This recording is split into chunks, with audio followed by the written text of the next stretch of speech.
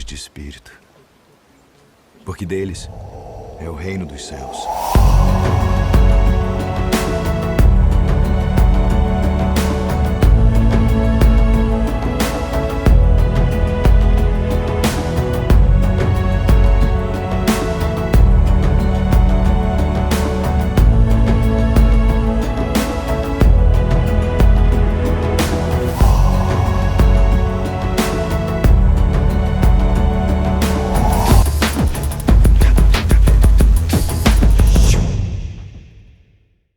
Primeiro eu quero ler com os irmãos Mateus 5, do versículo 1 ao 12. Eu deixo propositalmente pequeno, para que os irmãos tenham que abrir na Bíblia mesmo. Principalmente o texto base, que é tão importante. Todos já ouviram falar do Sermão da Montanha, onde Jesus ele pega com os discípulos, ele senta num lugar, calmamente, e passa algumas lições simples, né? E versículo 1. E Jesus, vendo a multidão, subiu ao monte e, assentando-se, aproximaram-se dele os seus discípulos. E, abrindo a sua boca, os ensinava, dizendo: Bem-aventurados os pobres de espírito, porque deles é o reino dos céus. Bem-aventurados os que choram, porque eles serão consolados. Bem-aventurados os mansos, porque eles herdarão a terra. Bem-aventurados os que têm fome e sede de justiça, porque eles serão fartos. Bem-aventurados os misericordiosos, porque eles alcançarão misericórdia. Bem-aventurados os limpos de coração, porque eles verão a Deus. Bem-aventurados os pacificadores, porque eles serão chamados filhos de Deus. Bem-aventurados os que sofrem perseguição por causa da justiça, porque deles é o reino dos céus. Bem-aventurados sois vós, quando vos injuriarem e perseguirem, e mentindo, disserem todo mal contra vós, por minha causa. Exultai e alegrai-vos, porque é grande o vosso galardão nos céus. Porque assim perseguiram os profetas que foram antes de vós. Então hoje a gente vai se concentrar no versículo 8. Bem-aventurados os limpos de coração, porque eles verão a Deus. Eu acho, eu até comentei com o Daniel semana passada que quando saiu a escala de quem faria qual pregação, a hora que eu vi essa e o meu outro, na verdade foram três títulos, né? 3 bem-aventuranças, eu peguei e falei assim, olha, eu espero que eu não pegue essas 3. 2 delas eu peguei.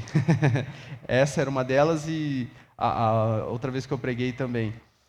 Porque eu acho que é não que não seja importante, que nem eu já disse. Eu acredito que seja a mais importante, mas eu também acho ela bem difícil de explicar. Até por conta do finalzinho, do resultado. Verão a Deus. E eu vou chegar nisso mais tarde com os irmãos. Primeiro, eu queria deixar uma anotação com os irmãos, né?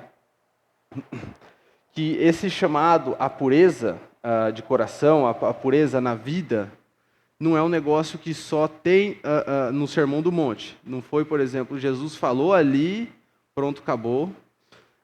Existe em toda a Bíblia um chamado à pureza. Eu coloquei aqui alguns versículos, mas são tantos que nem daria... Eu até pensei, eu falei assim, poxa, seria legal se eu colocasse todos os versículos que tivessem a ver com pureza e essa busca por santificação. Mas são tantos que eu falei assim, eu vou deixar só alguns.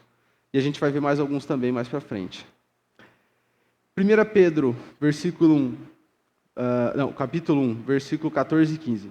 Como filhos da obediência, não vos amoldeis às paixões que tinhais anteriormente da vossa ignorância.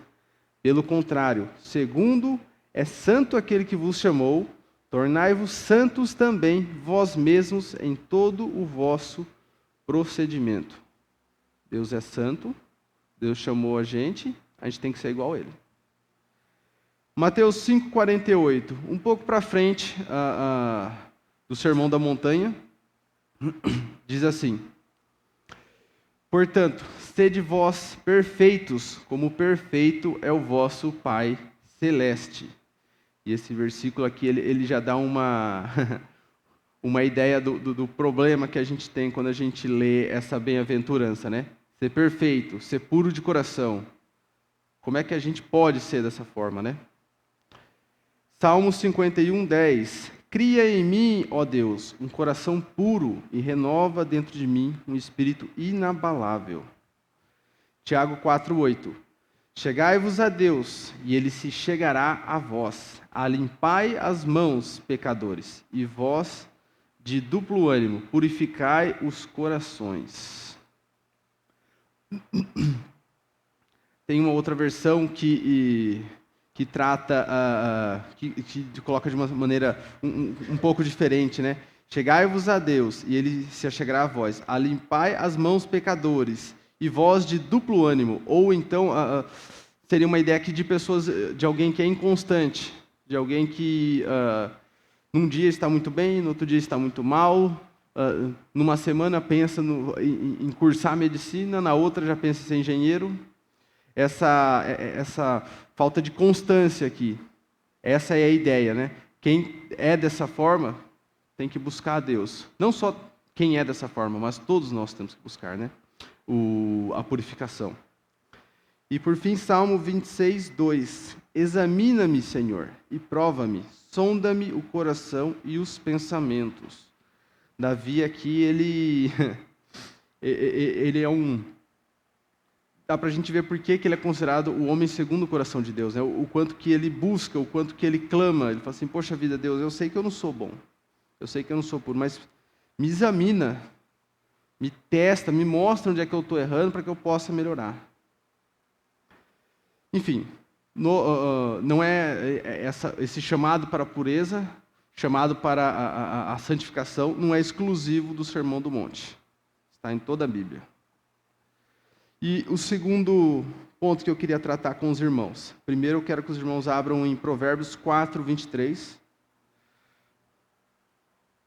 No meio da Bíblia, para frente de Salmos. Provérbios é o livro mais, vamos dizer assim, direto da Bíblia, com direções mais diretas. Provérbios é provavelmente o único livro, talvez tirando o capítulo 31, onde você pode pegar, abrir num versículo e aplicar na sua vida, sem medo de fugir fora do contexto. Provérbios 4, versículo 23 diz: sobre tudo o que se deve guardar, guarda o coração. A gente geralmente ouve mais essa parte do versículo, a parte A, mas tem a parte B também. Porque dele procedem as fontes da vida. E Mateus 15:19, um pouquinho para frente de onde a gente estava. Porque do coração procedem maus desígnios, homicídios, adultérios, prostituição, furtos, falsos testemunhos, blasfêmias. Vamos ler até o 20 aqui. São estas as coisas que contaminam o homem, mas o comer sem lavar as mãos não o contamina. Aqui Jesus estava falando para os fariseus, né? Que os fariseus observavam tudo que era exterior. Poxa vida, tem que lavar a mão, tem que fazer um ritual assim, tem que se vestir de uma forma tal, tem que parecer uma coisa, mas eles não se importavam com o interior. E Jesus está falando o seguinte, olha, é do coração que vem tudo isso. É do coração que vem todos esses desígnios maus. Como Provérbios diz, é de lá que vem as fontes da vida. Por que eu peguei esses dois versículos? Porque quando a gente lê os bem-aventurados limpos de coração, a gente não pode entender coração como é o coração para a gente. A gente pensa em coração como sentimento, de onde vem o sentimento, os desejos, as paixões. Mas o coração, para o judeu, a ideia aqui seria muito mais da mente, muito mais da imaginação, da inteligência. Então, quando ele fala assim, bem-aventurado, os limpos de coração, seria muito mais correto a gente deixar os limpos de mente, os limpos de cabeça. Quem não trama o mal, quem não, da onde você não sai os desejos, não desejo, mas onde não existe a sua mente, ela não fica em lugares ruins. não é tanto a questão de desejo, mas é a questão do que você faz com a sua mente. De onde você coloca ela. Onde você põe o seu tempo, os seus desejos, os seus planos na mente, e não no coração.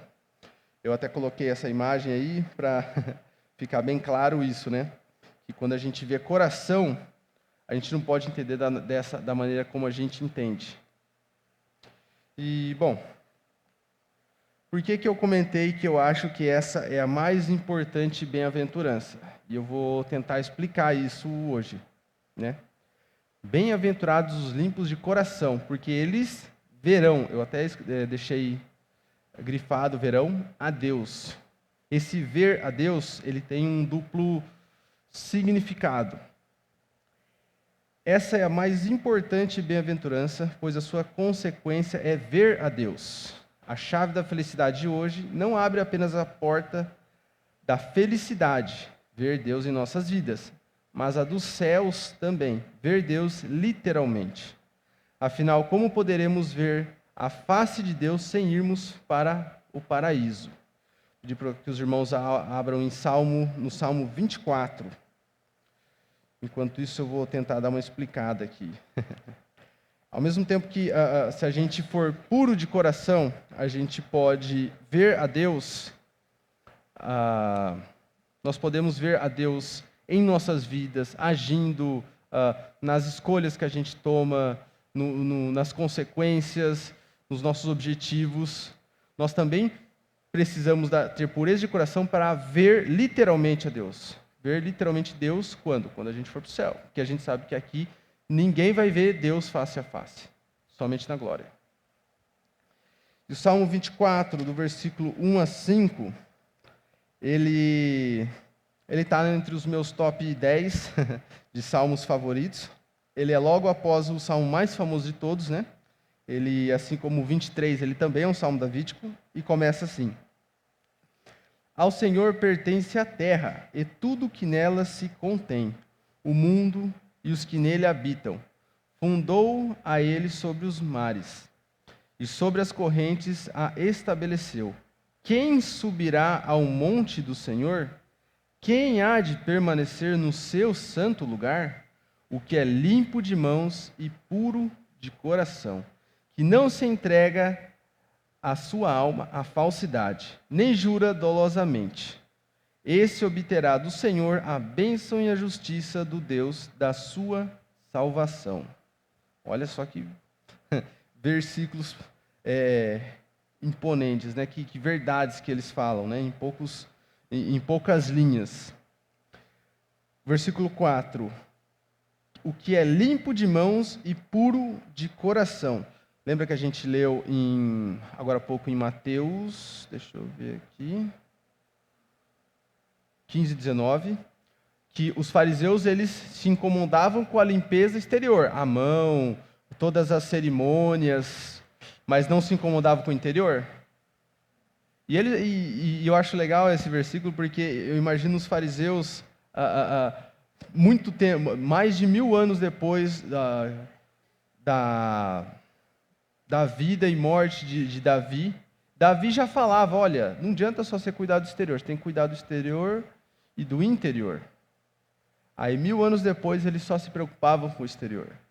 1000 anos depois eles só estavam incomodados com o que os outros viam, o que os outros podiam ver.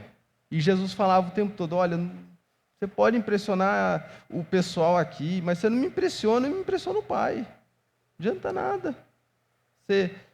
Eu acho que a parte mais humilhante, mas merecidamente, para os fariseus, foi quando Jesus falou o seguinte, olha, vocês são que nem túmulo. Vocês são igual um túmulo. Os fariseus ficaram assim, mas como assim? Vocês por fora são lindos. Tem flor, está ornamentado, tem a pedra, tem um mármore, tem isso, tem aquilo, mas por dentro está cheio de imundícia. Não tem nada que presta. O que adianta?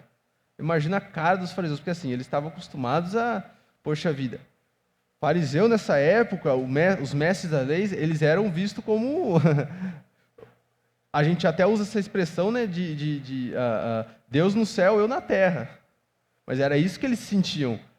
Eu não sei quantos já viram aquela série The Chosen, que a proposta é muito boa. Eu até coloquei um slide aqui de uma imagem deles, de uma cena, em que, a hora que os fariseus chegam, as pessoas assim na multidão, elas se curvam, elas prestam homenagem, tipo assim, nossa, olha só, está vindo o santo de Deus. Essas pessoas, elas tinham um ego lá em cima.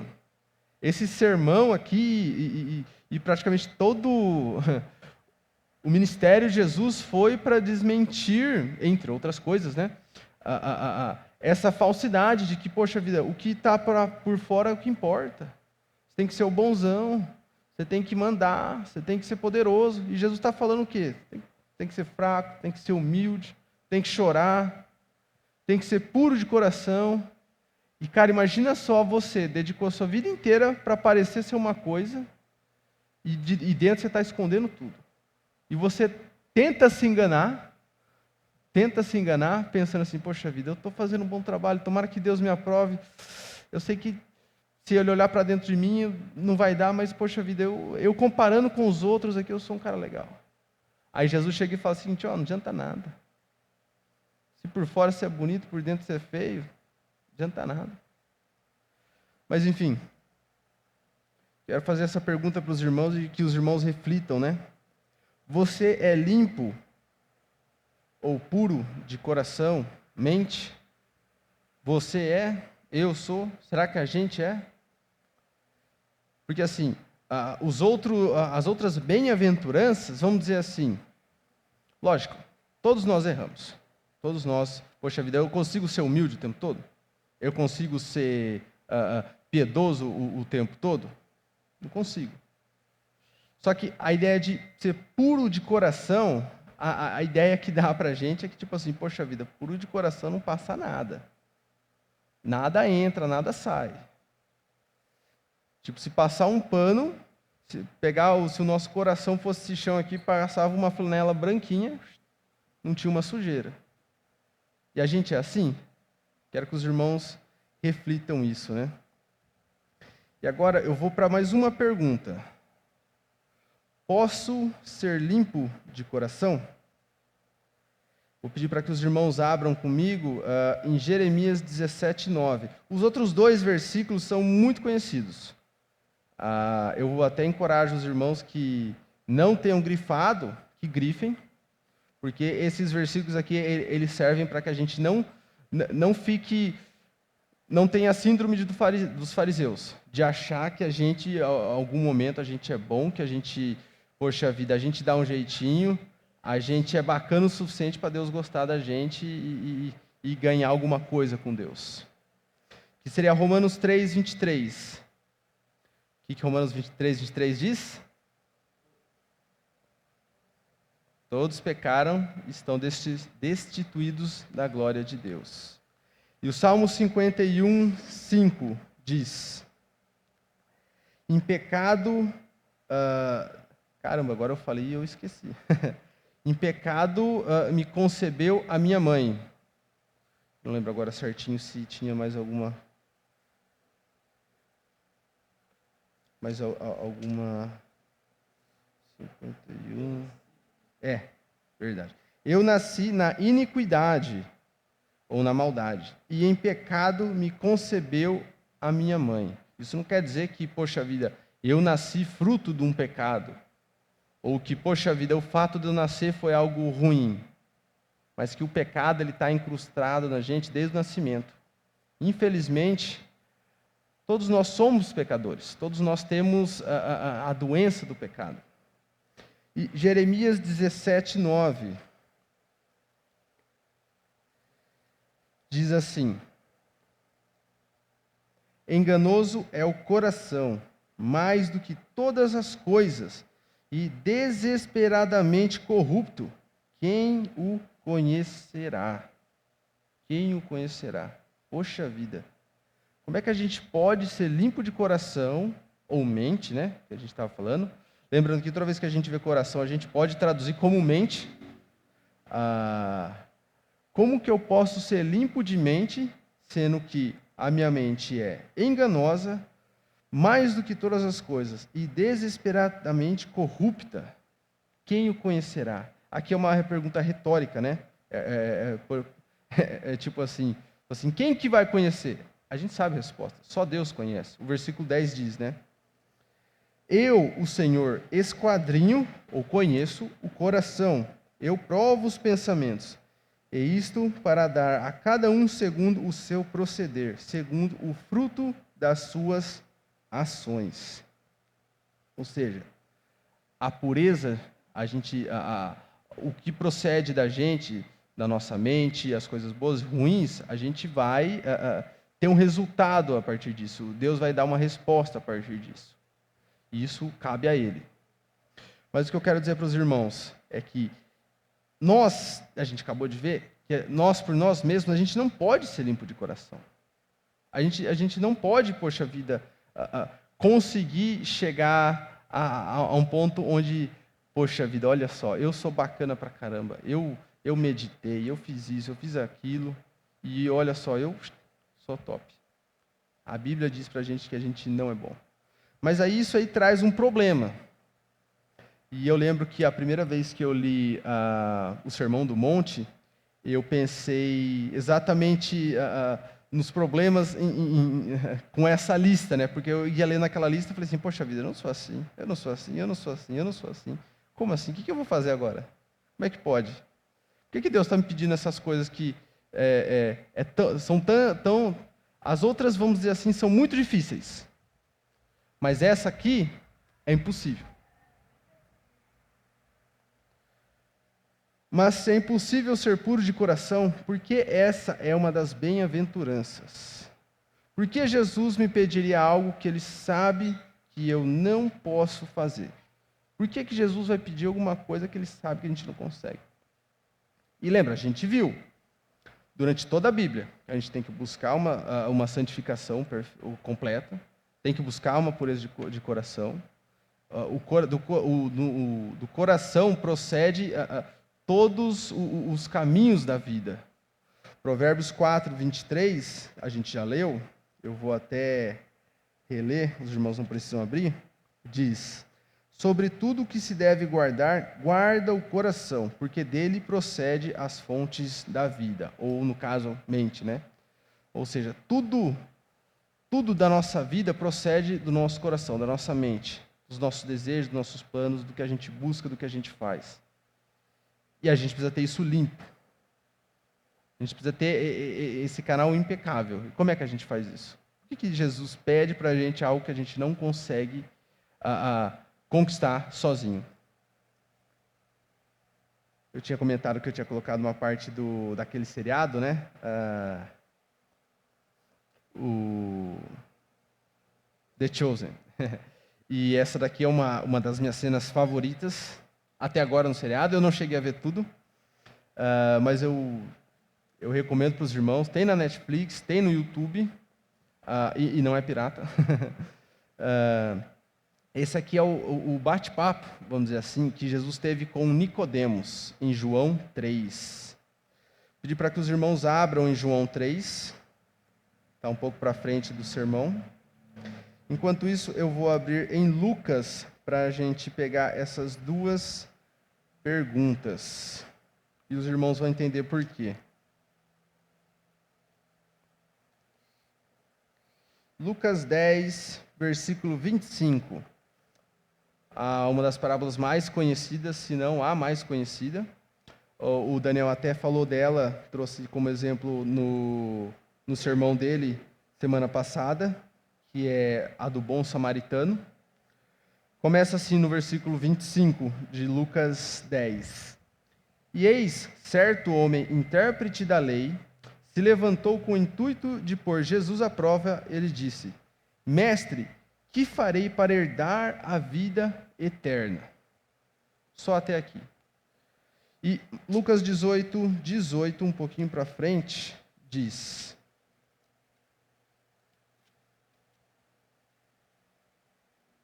certo homem de posição perguntou-lhe: bom mestre, que farei para herdar a vida eterna? Esse aqui, a gente não vai entrar, não tem tempo, é o jovem rico falando. O jovem que aparentemente fazia tudo que Deus mandava, todos os mandamentos ele cumpria, e ele só queria saber, poxa vida, eu já faço tudo isso. Eu vou para o céu? E se não, o que eu tenho que fazer para ir para o céu? Por que eu trouxe essas perguntas? João 3 diz assim, a partir do versículo 1.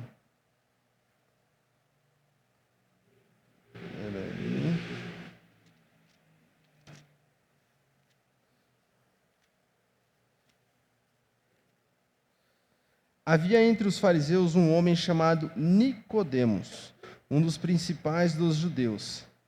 Este de noite foi ter com Jesus, ele disse: Rabi, sabemos que és mestre vindo da parte de Deus, porque ninguém pode fazer estes sinais que tu fazes, se Deus não estiver com ele. A isto respondeu Jesus: em verdade te digo que, se alguém não nascer de novo, não pode ver o reino de Deus. Eu confesso que sempre que eu li esse texto, eu falava assim, poxa vida, Jesus foi,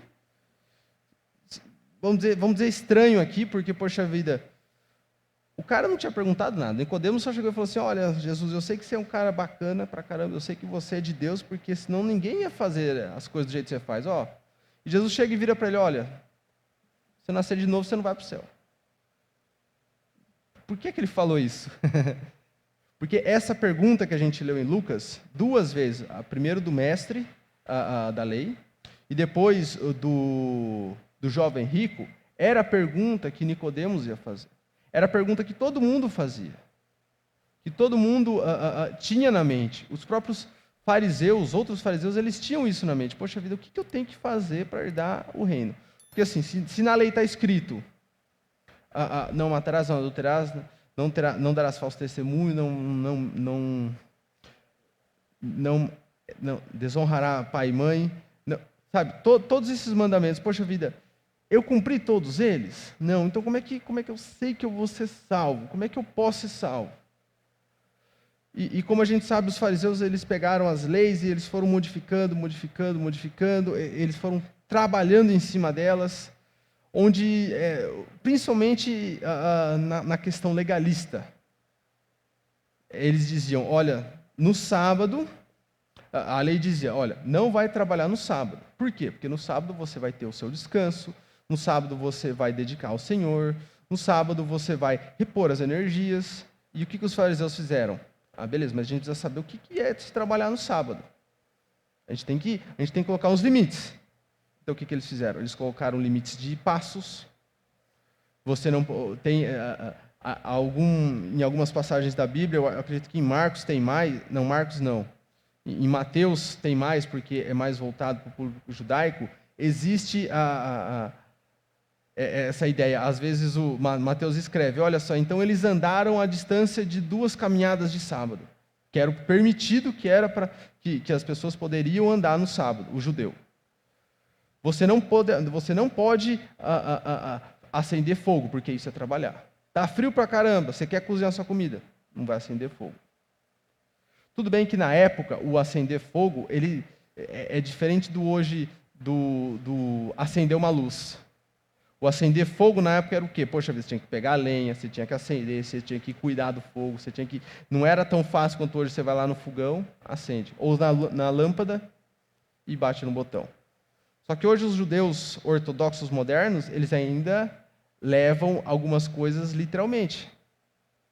O judeu moderno ortodoxo, ele não pode acender uma luz, porque isso é considerado trabalho, ele não pode acender o fogão, ele não pode andar uma certa quantidade de passos, ele não pode usar nenhuma espécie de tecnologia, porque isso é considerado trabalho. Então, os fariseus eles fizeram isso, eles foram trabalhando em cima das leis.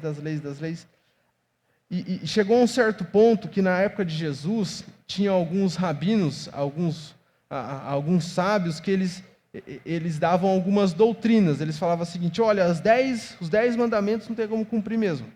Mas, se você seguir um, pelo menos, você está salvo. Só que assim, a Bíblia nunca disse isso.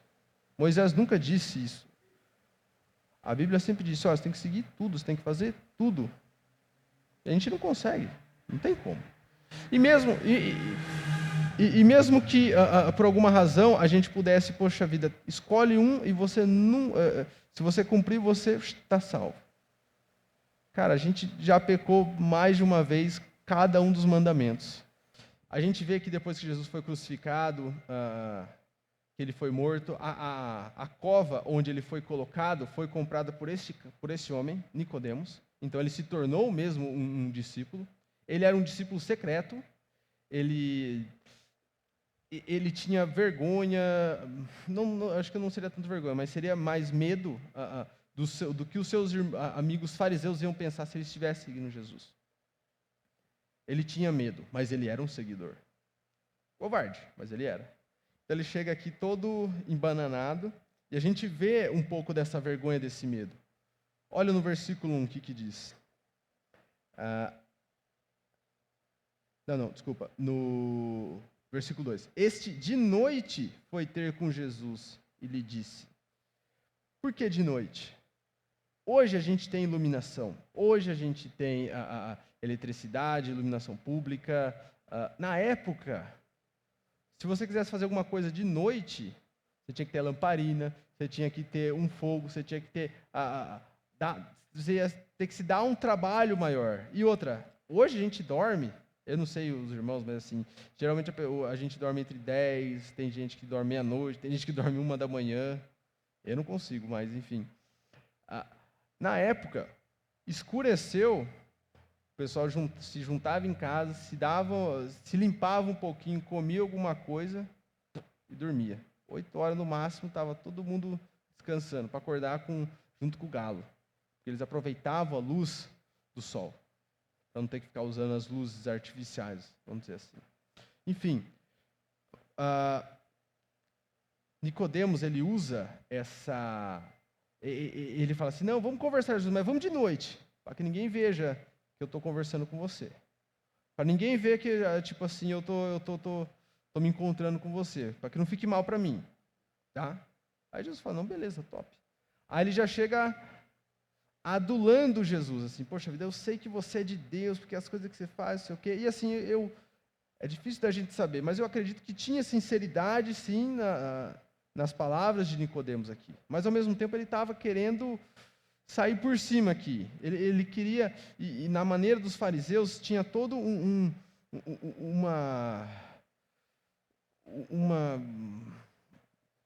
não era um negócio direto, era sempre cheio de caminhos e caminhos e caminhos até chegar no ponto.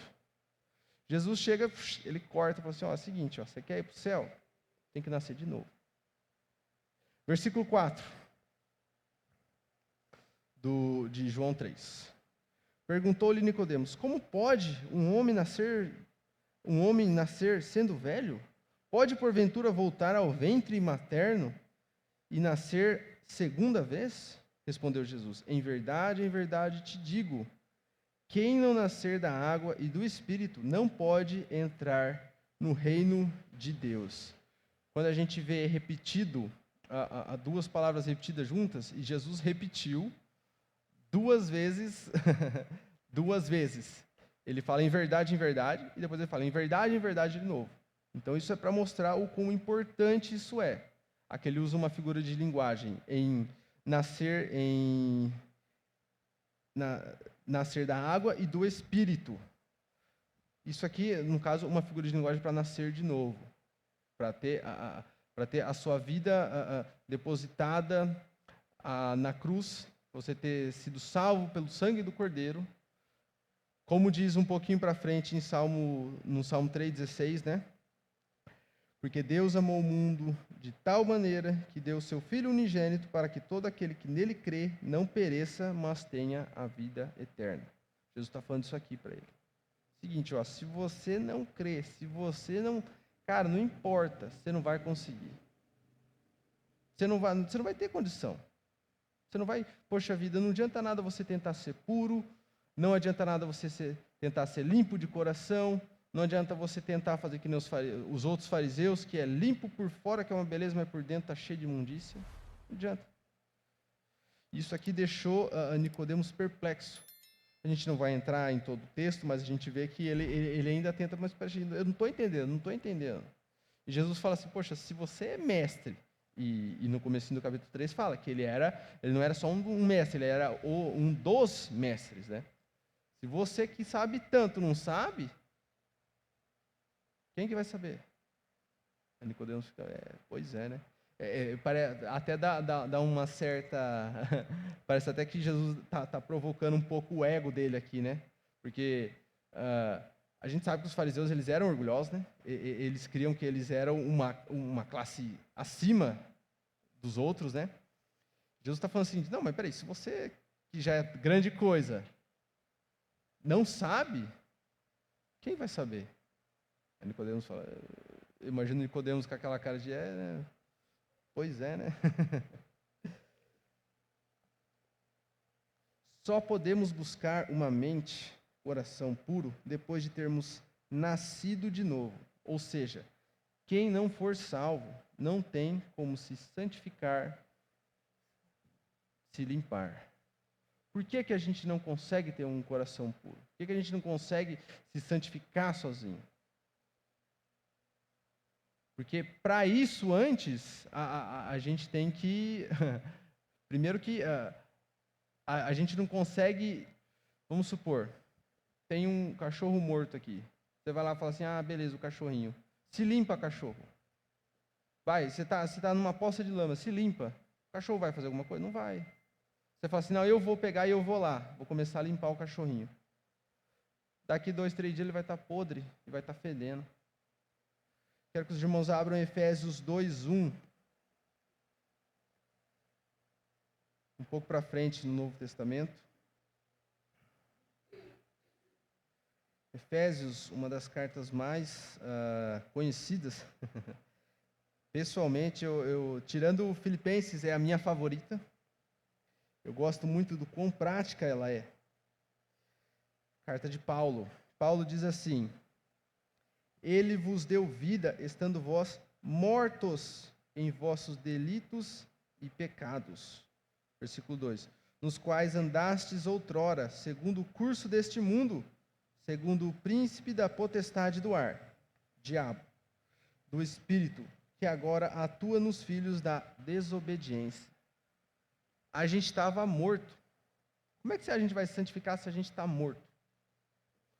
Primeiro a gente tem que reviver. A gente tem que nascer de novo. A gente está morto. O pecado já matou a gente. Se a gente não for revivido pelo sangue de Cristo, a gente não tem como santificar. Então, voltando na bem-aventurança, né? Eu disse que essa era uma... Eu ia tentar explicar, porque realmente eu acho bem complexo essa bem-aventurança, né? Bem-aventurado, voltando em Mateus 5, né? Bem-aventurado os limpos de coração, porque eles verão a Deus. Então, para a gente ser limpo de coração, a gente precisa de Cristo. E a gente precisa ser salvo antes. Eu até coloquei num gráfico aqui, para deixar mais fácil. Primeiro vem a salvação. Depois vem a santificação, ou sermos limpos, ou estarmos nos limpando de coração. Depois, nós vamos ver a Deus, mas esse ver a Deus é o agir e conduzir na nossa vida. A gente vê que Deus está agindo na nossa vida, a gente vê que a gente colocou Deus na nossa vida, a gente vê que Deus ele é o centro, Ele está na nossa vida, e não é os nossos prazeres. E depois, quando a gente já estiver na glória, quando Jesus chamar a gente, ou então quando Ele voltar e chamar a gente também, vamos ver literalmente a Deus, ver Deus face a face, no paraíso. Às vezes, vemos formas mágicas para alcançarmos a santificação, sejam elas através de ritos, obras, religião ou disciplina. Mas, como já vimos, não temos como nos santificar sem estarmos salvos antes. E depois de salvos, podemos e devemos buscar a santificação, a purificação de nossas mentes, para podermos ver o agir e o conduzir de Deus nas nossas vidas. Eu quero deixar uma coisa clara aqui. A salvação vem de Deus, a gente precisa de Deus, a gente precisa de Jesus, a gente tem que crer e é através dele que a gente é salvo. Mas isso não quer dizer que, poxa vida, beleza, eu vou cruzar meus braços e vou esperar a santificação vir. Eu não vou fazer nada, eu vou simplesmente ficar de boa e deixar, como diz aquela música do pagodeiro famoso, eu não sei o nome agora, vida me leva, eu não sei, eu não conheço o pagode. Mas deixa a vida me levar, a vida leva eu isso. Cara, na santificação, na vida cristã, a gente precisa se empenhar. Se a gente vem, por exemplo, a gente fala muito disso aqui, né? O Deva já falou muito disso aqui, né? Não adianta a gente ser um crente esquenta-banco. Poxa vida, de domingo eu tô aqui que é uma beleza. Domingo eu venho, sábado eu venho, reunião de oração, programação que vai ter, capelania. Não adianta nada. Lógico, isso é bom. Mas assim, não adianta você fazer e não mudar por dentro. Não adianta você não se empenhar. Não adianta você buscar uma vida de santidade. Não adianta você buscar para onde os seus olhos vêm. Porque a gente sabe que os olhos, eles são a janela da alma. Diz assim em Lucas 11:34. E esse é um versículo que eu também encorajo os irmãos a deixar grifado na Bíblia. A candeia do corpo é o olho, sendo, pois, o teu olho simples, também todo o teu corpo será luminoso. Mas se for mau, também o seu corpo será tenebroso. O nosso coração, o nosso cérebro, nossa mente, o que vai influenciar ela? O que vai influenciar ela? Primeiro de tudo, os olhos. Para onde a gente olha, para o que a gente vê. Sim, o que a gente ouve, os outros sentidos eles afetam, mas 90% é a visão. Vamos dizer assim, que 8% é a audição e o restante são os outros sentidos. Então, 98% é audição e visão. Cara, você quer ter uma mente pura, mas você vê um filme extremamente cheio de porcaria, cheio de cenas indecentes, cheio de diálogo obsceno. Tem muitas séries que até mesmo no seminário eu ficava impressionado, porque assim, muitas pessoas falavam, nossa, você assistiu aquela série, cara? Nossa, aquela série é demais, maravilhosa. Falava assim, e realmente, tipo assim, aí, algumas que eles falavam assim, eu falava assim, cara, realmente aquela série era muito boa, eu assisti uns 2, 3 episódios. Mas assim, sabe, você vai vendo, você vê que não vale a pena, sabe? Não está te acrescentando.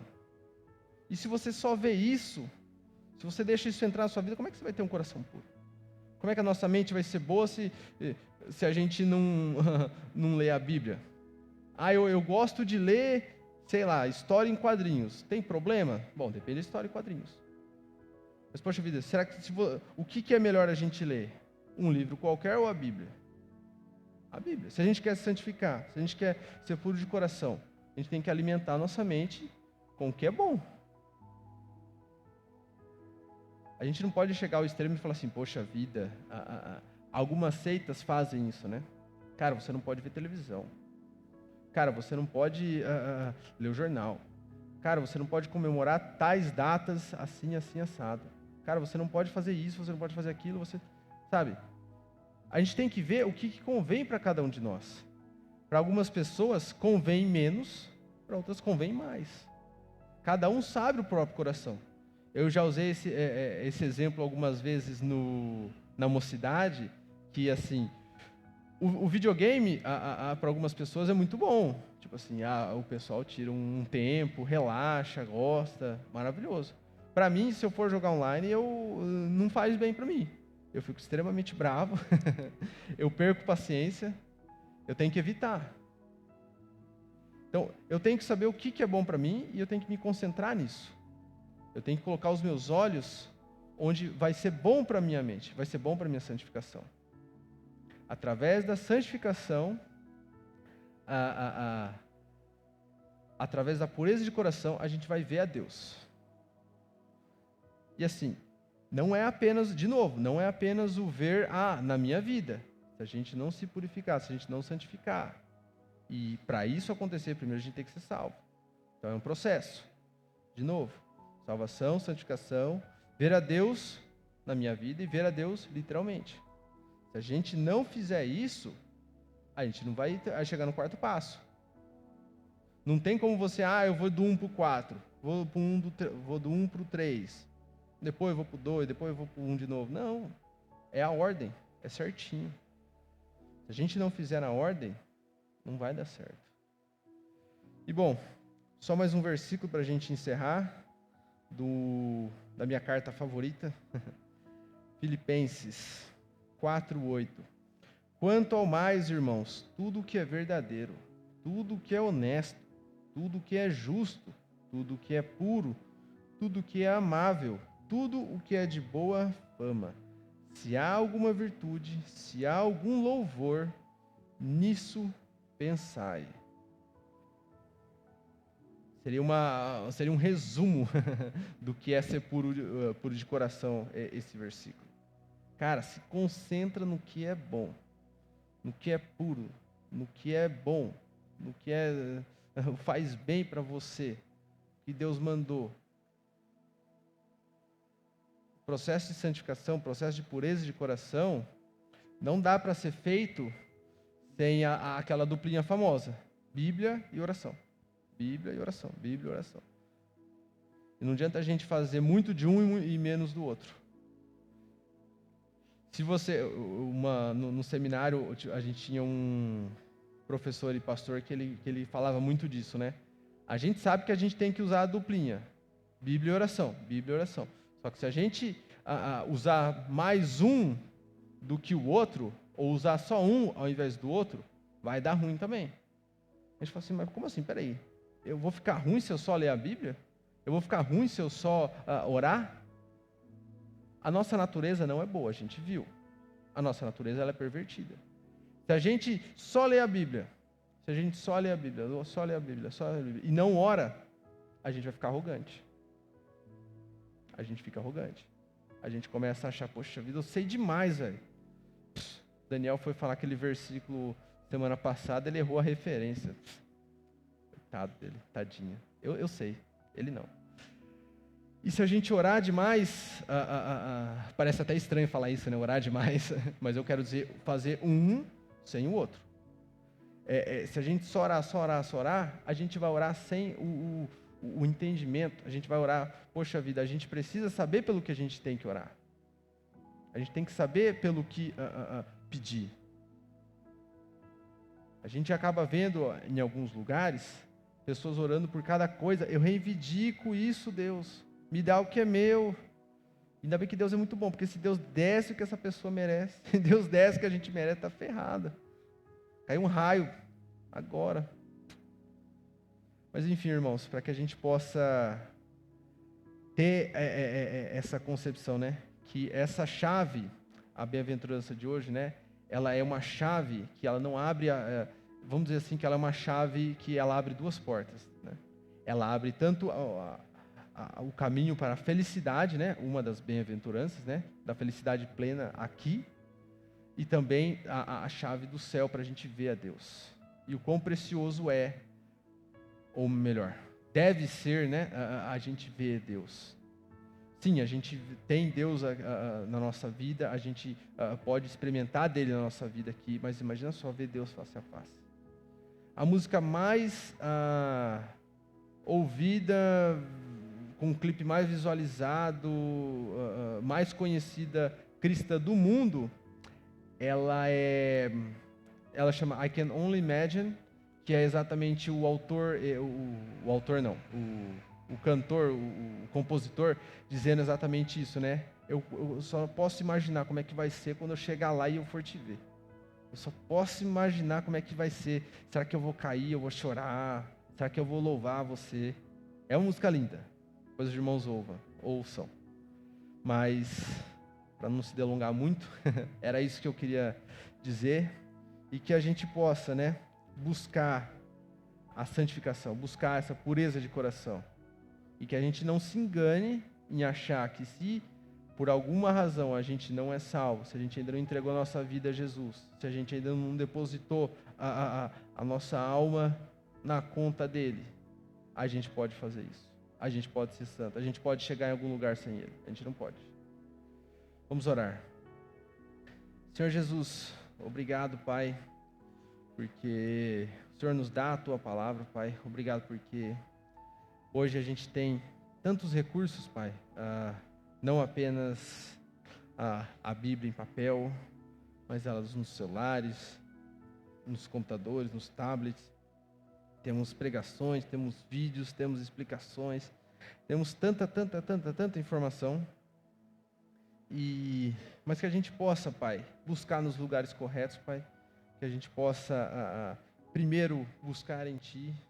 Que a gente possa entender que sem Ti a gente não pode ver a Ti.